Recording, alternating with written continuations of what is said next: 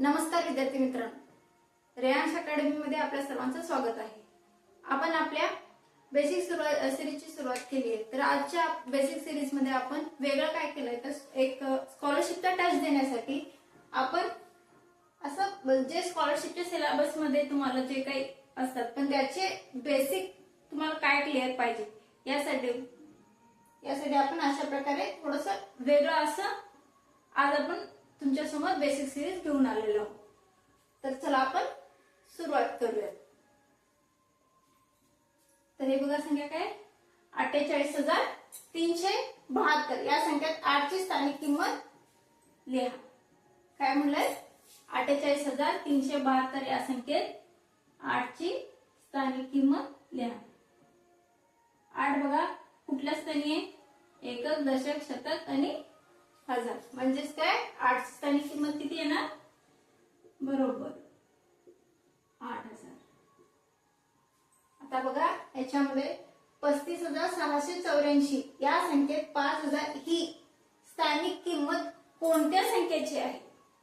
प्रश्न बघा थोडंसं ट्विस्ट केलेला आहे। 35,684 संख्या दिली त्यामध्ये 5,000 ही स्थानिक किंमत कोणत्या संख्येची आहे। कोणत्या संख्येची आहे 5 या संख्येची आहे। आता बघा 15,500 म्हणजे किती 15,500 आपण कसे लिहिणार हे आपल्याला अक्षरे दिलेत आपल्याला अंकी लिहायचे। 15,500 कसे लिहिणार आपण 15,000 साडे म्हणजे 15,000 हजारचं साडे म्हणजेच काय हजारचं निम्म काय करणार आपण 15,500 असे लिहिणार। हजारचं निम्म साडे म्हणजे हजार शतक दशक जे काय असतंय त्याचं निम्म असतं। मग इथं हजारचं साडे म्हणजे बघा 15,500 म्हणजेच काय 15,500। आता हे बघा पावणे 600 आपण कसं लिहिणार 575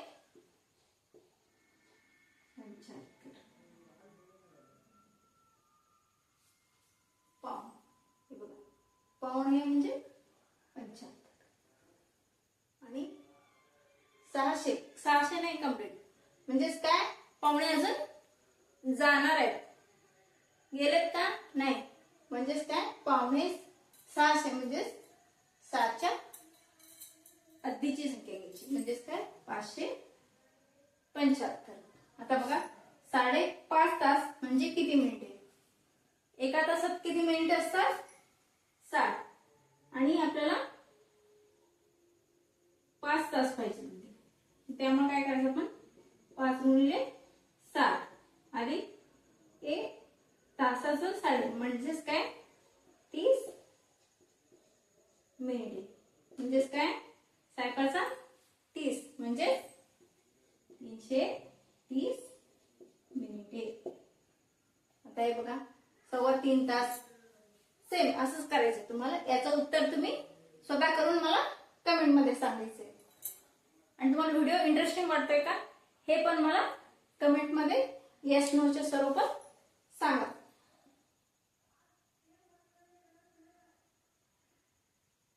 याचं उत्तर तुम्ही होमवर्क करायचं। आता 3 डझन म्हणजे किती पेन एका डझन मध्ये किती असतात 12 3 डझन पाहिजे म्हणजेच काय 12 त्रिक 36। आता बघा हे प्रश्न कसा आहे बघा 30 सफरचंद म्हणजे किती डझन 30 सफरचंद म्हणजे किती डझन आणि किती उरतात। आपल्याला काय विचारलं दिलेत की 30 सफरचंद म्हणजे किती डझन असं विचारलं। मग 30 सफरचंद म्हणजे किती डझन करायचं असेल तर आपल्याला काय करावं 12 आणि 12 12 1 12 12 2 24 आणि किती उरतात 6 म्हणजेच काय 2 डझन 6 सफरचंद उरतात।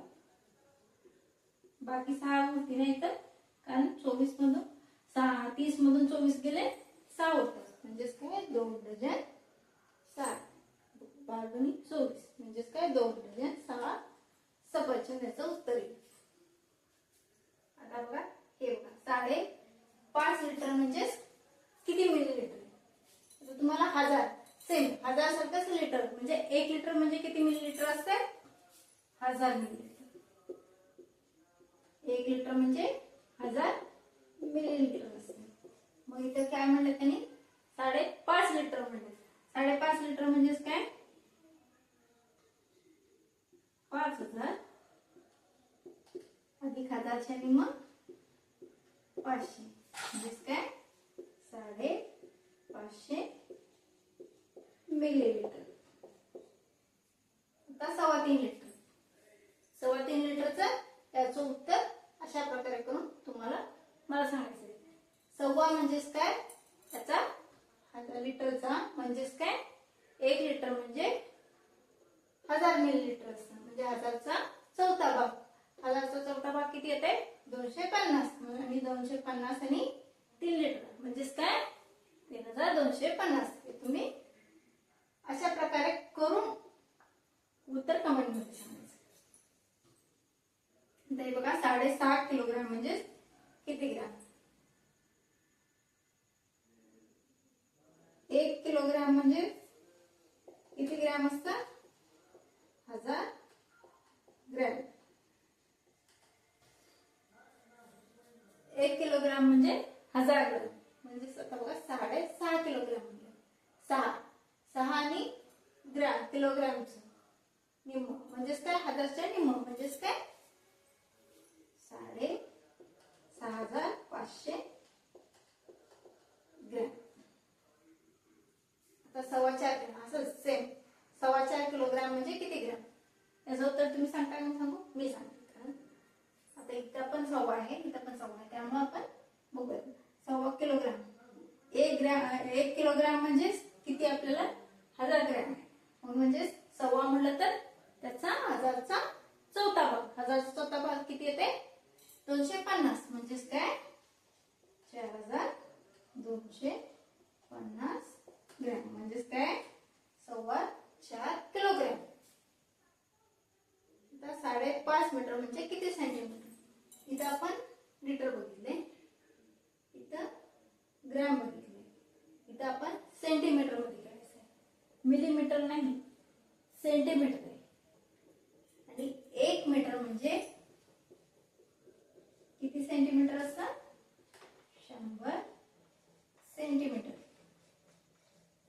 त्यामुळं 5.5 मीटर म्हणजे किती येणार?